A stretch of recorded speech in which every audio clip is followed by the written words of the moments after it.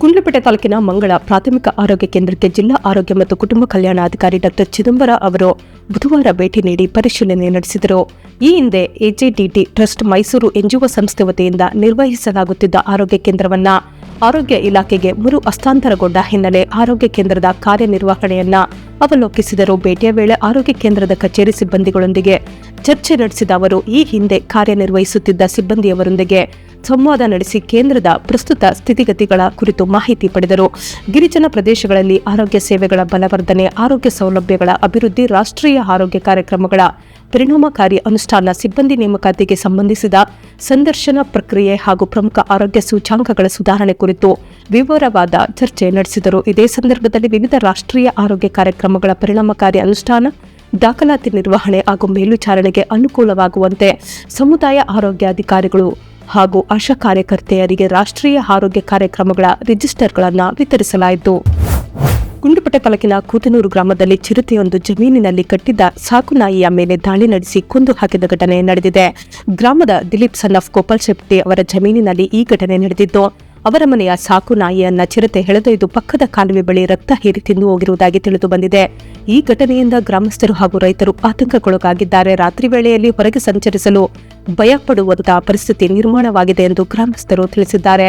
ಕೂತನೂರು ಸುತ್ತಮುತ್ತ ಚಿರತೆ ಸಂಚಾರ ಹೆಚ್ಚಾಗಿರುವ ಹಿನ್ನೆಲೆ ಅರಣ್ಯ ಇಲಾಖೆ ತಕ್ಷಣ ಕ್ರಮ ಕೈಗೊಂಡು ಚಿರತೆಯನ್ನ ಸೆರೆ ಹಿಡಿಯಲು ಬೋನುಗಳನ್ನು ಅಳವಡಿಸಬೇಕು ಎಂದು ರೈತ ಮುಖಂಡರು ಒತ್ತಾಯಿಸಿದ್ದಾರೆ. ಗುಂಡ್ಲುಪೇಟೆ ತಾಲೂಕಿನ ಮಂಚಳ್ಳಿ ಗ್ರಾಮದಲ್ಲಿ ಕಾಡಾನೆಗಳ ಹಾವಳಿ ಮುಂದುವರೆದಿದ್ದು, ಮೇ 19 ಮಂಗಳವಾರ ತಡರಾತ್ರಿ ಕಾಡಾನೆ ರೈತನ ಜಮೀನಿಗೆ ನುಗ್ಗಿ ಬೆಳೆ ನಾಶಪಡಿಸಿದ ಘಟನೆ ನಡೆದಿದೆ. ಗ್ರಾಮದ ಬಸವರಾಜಪ್ಪ ಅವರಿಗೆ ಸೇರಿದ ಜಮೀನಿಗೆ ನುಗ್ಗಿದ ಕಾಡಾನೆಗಳು ಟೊಮೆಟೊ ಹಾಗೂ ತೆಂಗಿನ ಗಿಡಗಳನ್ನು ತುಳಿದು ನಾಶಪಡಿಸಿವೆ. ಅಲ್ಲದೆ ಜಮೀನಿನ ಸುತ್ತ ಅಳವಡಿಸಲಾಗಿದ್ದ ಸೋಲಾರ್ ತಂತಿಗಳನ್ನು ಕಿತ್ತು ಹಾನಿಗೊಳಪಡಿಸಿರುವುದಾಗಿ ತಿಳಿದು ಬಂದಿದೆ. ಘಟನೆಯಿಂದ ಗ್ರಾಮಸ್ಥರು ಆತಂಕಕ್ಕೊಳಗಾಗಿದ್ದಾರೆ. ಅರಣ್ಯ ಇಲಾಖೆಯ ಅಧಿಕಾರಿಗಳು ಸ್ಥಳಕ್ಕೆ ಭೇಟಿ ನೀಡಿ ಪರಿಶೀಲನೆ ನಡೆಸಿ ರೈತರಿಗೆ ಸೂಕ್ತ ಪರಿಹಾರ ಒದಗಿಸಬೇಕು ಹಾಗೂ ಕಾಡಾನೆಗಳ ಹಾವಳಿಗೆ ಶಾಶ್ವತ ಪರಿಹಾರ ಕಲ್ಪಿಸಬೇಕು ಎಂದು ಮಂಚಳ್ಳಿ ರೈತ ಸಂಘದ ಮುಖಂಡ ಮಿಲ್ಟ್ರಿ ಶಿವಕುಮಾರ್ ಆಗ್ರಹಿಸಿದ್ದಾರೆ. ನಿಮ್ಮ ಕಣ್ಣಿನ ಆರೋಗ್ಯಕ್ಕಾಗಿ ಸಿಹಿ ಸುದ್ದಿ. ಬೆಂಗಳೂರು ಮತ್ತು ಶಿವಮೊಗ್ಗದ ಪ್ರಸಿದ್ಧ ಶಂಕರ್ ಕಣ್ಣಿನ ಆಸ್ಪತ್ರೆಯ ಶಾಖೆ ಶಂಕರ ದೃಷ್ಟಿ ಕೇಂದ್ರ ಈಗ ನಿಮ್ಮ ಗುಂಡ್ಲುಪೇಟೆಯಲ್ಲಿ. ಇಲ್ಲಿ ಕೇವಲ 70 ರೂಪಾಯಿಗೆ ಸಂಪೂರ್ಣ ಕಣ್ಣಿನ ತಪಾಸಣೆ, ಮಧುಮೇಹ, ಗ್ಲಾಕೋಮಾ ಕಣ್ಣಿನ ಪೊರೆ ಪರೀಕ್ಷೆ, ಮಕ್ಕಳಿಗೆ ವಿಶೇಷ ತಪಾಸಣೆ ಜೊತೆಗೆ ವಿಡಿಯೋ ಕಾನ್ಫರೆನ್ಸ್ ಮೂಲಕ ತಜ್ಞರ ಸಲಹೆ ಹಾಗೂ ಕಡಿಮೆ ಬೆಲೆಯಲ್ಲಿ ಕನ್ನಡಕಗಳು ಲಭ್ಯ. ಸೋಮವಾರದಿಂದ ಶನಿವಾರ ಬೆಳಗ್ಗೆ 10 ರಿಂದ ಸಂಜೆ 7 ಗಂಟೆಯವರೆಗೆ. ಪ್ರತಿ ಬುಧವಾರ ಕಣ್ಣಿನ ಪೊರೆ ಶಸ್ತ್ರಚಿಕಿತ್ಸೆ ನಡೆಸಲಾಗುತ್ತದೆ. ಸ್ಥಳ Siddu complex, KSRTC bus stand ಎದುರು, ಗುಂಡ್ಲುಪೇಟೆ. ಕರೆ ಮಾಡಿ 9148141427.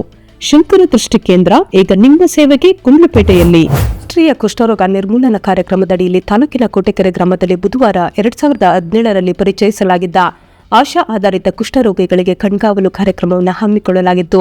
ಕುಷ್ಠರೋಗವನ್ನು ಆರಂಭಿಕ ಹಂತದಲ್ಲೇ ಪತ್ತೆ ಹಚ್ಚುವ ಉದ್ದೇಶದಿಂದ ಗ್ರಾಮದಲ್ಲಿನ 150 ಮನೆಗಳಿಗೆ ಭೇಟಿ ನೀಡಿ ತಪಾಸಣೆ ನಡೆಸಲಾಯಿತು. ಮನೆ ಮನೆಗೆ ತೆರಳಿ ಆರೋಗ್ಯ ತಪಾಸಣೆ ಹಾಗೂ ಜಾಗೃತಿ ಮೂಡಿಸಲು 4 ತಂಡಗಳನ್ನು ರಚಿಸಲಾಗಿತ್ತು. ಈ ವೇಳೆ ತಾಲೂಕು ಆರೋಗ್ಯಾಧಿಕಾರಿ ಡಾ ಅಲಿಂ ಪಾಷಾ ಬಿಆರ್ ಮಾತನಾಡಿ, ಕುಷ್ಠರೋಗವು ಚರ್ಮ ಮತ್ತು ನರಗಳನ್ನು ಮೊದಲು ಗುರಿ ಮಾಡುವ ಕಾಯಿಲೆಯಾಗಿದ್ದು, ಆರಂಭದಲ್ಲೇ ಚಿಕಿತ್ಸೆ ಪಡೆದರೆ ಸಂಪೂರ್ಣವಾಗಿ ಗುಣವಾಗುತ್ತದೆ ಎಂದು ತಿಳಿಸಿದರು.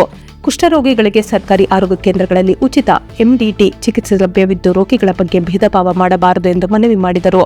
ಕಾರ್ಯಕ್ರಮದಲ್ಲಿ ಸೌಭಾಗ್ಯ ರಾಘವೇಂದ್ರ ಸೋನಾ ಹಾಗೂ ಆಶಾ ಕಾರ್ಯಕರ್ತೆಯರಾದ ಮಂಜುಳಾ ದ್ರಾಕ್ಷಾಯಿಣಿ, ರತ್ನಮ್ಮ, ಮಂಜುಳಮ್ಮ ಮತ್ತು ಪುಷ್ಪಲತಾ ಉಪಸ್ಥಿತರಿದ್ದರು.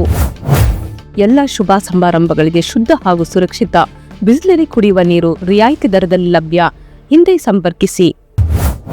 ದೇಶದ ಜನತೆಗೆ ಮತ್ತೆ ಇಂಧನ ದರ ಏರಿಕೆಯ ಬಿಸಿ ತಟ್ಟಿದೆ. ಸರ್ಕಾರಿ ತೈಲ ಕಂಪನಿಗಳು ಮಂಗಳವಾರ ಪೆಟ್ರೋಲ್ ಹಾಗೂ ಡೀಸೆಲ್ ದರವನ್ನು ಮತ್ತೆ ಹೆಚ್ಚಿಸಿವೆ. ಕಳೆದ 5 ದಿನಗಳಲ್ಲಿ ಇದು 2ನೇ ಬಾರಿ ದರ ಏರಿಕೆಯಾಗಿದೆ. ಇಂದಿನ ಪರಿಷ್ಕರಣೆಯಂತೆ ಪೆಟ್ರೋಲ್ ದರ ಲೀಟರ್ಗೆ 87 ಪೈಸೆ ಹಾಗೂ ಡೀಸೆಲ್ ದರ 91 ಪೈಸೆ ಹೆಚ್ಚಳವಾಗಿದೆ. ರಾಜ್ಯ ಹಾಗೂ ನಗರಗಳ ತೆರಿಗೆ ಆಧಾರವಾಗಿ ದರಗಳಲ್ಲಿ ಸ್ವಲ್ಪ ವ್ಯತ್ಯಾಸ ಇರಬಹುದು. ಕಳೆದ ಶುಕ್ರವಾರವೇ ಲೀಟರ್ಗೆ ₹3 ಹೆಚ್ಚಳ ಮಾಡಲಾಗಿತ್ತು. ಇದೀಗ ಮತ್ತೆ ದರ ಏರಿಕೆಯಾಗಿರುವುದರಿಂದ ವಾಹನ ಸವಾರರು ಹಾಗೂ ಸಾರಿಗೆ ಕ್ಷೇತ್ರದ ಮೇಲೆ ಹೊರೆ ಹೆಚ್ಚಾಗಿದೆ. ಕ್ರಿಸಿಲ್ ವರದಿ ಪ್ರಕಾರ ಹಿಂದಿನ ದರ ಏರಿಕೆಯ ಬಳಿಕವೂ ತೈಲ ಕಂಪನಿಗಳಿಗೆ ಪೆಟ್ರೋಲ್ ಮೇಲೆ ಲೀಟರ್ಗೆ ಸುಮಾರು ₹10 ಹಾಗೂ ಡೀಸೆಲ್ ಮೇಲೆ ₹13 ನಷ್ಟವಾಗುತ್ತಿದೆ.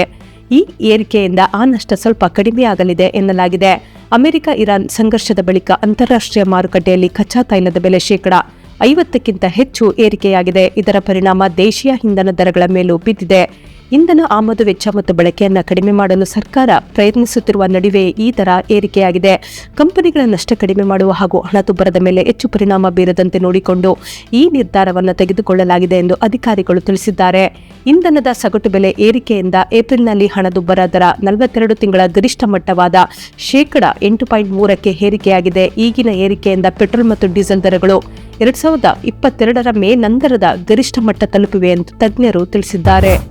2026-27ನೇ ಸಾಲಿನಲ್ಲಿ ಪರಿಶಿಷ್ಟ ಜಾತಿ ಹಾಗೂ ಪರಿಶಿಷ್ಟ ಪಂಗಡದ ಅಲೆಮಾರಿ ಸಮುದಾಯದ ವಸತಿ ರಹಿತರಿಗೆ ಮನೆ ನಿರ್ಮಾಣ ಸೌಲಭ್ಯ ಕಲ್ಪಿಸುವ ಸಂಬಂಧ ಸಮಾಜ ಕಲ್ಯಾಣ ಇಲಾಖೆಯು ಅರ್ಜಿಗಳನ್ನು ಆಹ್ವಾನಿಸಿದೆ. ಆಸಕ್ತ ಅಭ್ಯರ್ಥಿಗಳು ಮೇ 30ರ ಒಳಗೆ ಉಪನಿರ್ದೇಶಕರು ಸಮಾಜ ಕಲ್ಯಾಣ ಇಲಾಖೆ ಚಾಮರಾಜನಗರ ಜಿಲ್ಲೆ ಜಿಲ್ಲಾಡಳಿತ ಭವನದ ಕೊಠಡಿ ಸಂಖ್ಯೆ 121ಕ್ಕೆ ಅರ್ಜಿ ಸಲ್ಲಿಸಬಹುದಾಗಿದೆ. ಅರ್ಜಿಯೊಂದಿಗೆ ಜಾತಿ ಆದಾಯ ಹಾಗೂ ವಾಸಸ್ಥಳ ದೃಢೀಕರಣ ಪತ್ರ, ಆಧಾರ್ ಕಾರ್ಡ್ ಅಥವಾ ಬ್ಯಾಂಕ್ ಪಾಸ್ಬುಕ್, ರೇಷನ್ ಕಾರ್ಡ್ ಅಥವಾ ಮತದಾರರ ಗುರುತಿನ ಚೀಟಿ ಅಥವಾ ವಿದ್ಯುತ್ ಬಿಲ್ನ ಪ್ರತಿಯನ್ನು ಸಲ್ಲಿಸಬೇಕು. ಜೊತೆಗೆ ಗ್ರಾಮ ಪಂಚಾಯಿತಿಯಿಂದ ಈ ಹಿಂದೆ ವಸತಿ ಸೌಲಭ್ಯ ಪಡೆದಿಲ್ಲ ಎಂಬ ದೃಢೀಕರಣ ಪತ್ರವನ್ನು ಕೂಡ ಕಡ್ಡಾಯವಾಗಿ ನೀಡಬೇಕು. ಅರ್ಜಿದಾರರು ಸ್ವಂತ ನಿವೇಶನ ಹೊಂದಿರಬೇಕು ಎಂದು ಸಮಾಜ ಕಲ್ಯಾಣ ಇಲಾಖೆ ಉಪನಿರ್ದೇಶಕರು ಪ್ರಕಟಣೆಯಲ್ಲಿ ತಿಳಿಸಿದ್ದಾರೆ. ಸೊ ಫ್ರೆಂಡ್ಸ್, ಇದಾಗಿತ್ತು ಇವತ್ತಿನ ನ್ಯೂಸ್. ನಿಮಗೆ ಈ ಹೊಸ ಪ್ರಯತ್ನ ಇಷ್ಟವಾದಲ್ಲಿ ಕೂಡಲೇ ನಮ್ಮ ಚಾನೆಲ್ ಅನ್ನು ಲೈಕ್ ಮಾಡಿ, ಶೇರ್ ಮಾಡಿ, ಸಬ್ಸ್ಕ್ರೈಬ್ ಮಾಡಿ.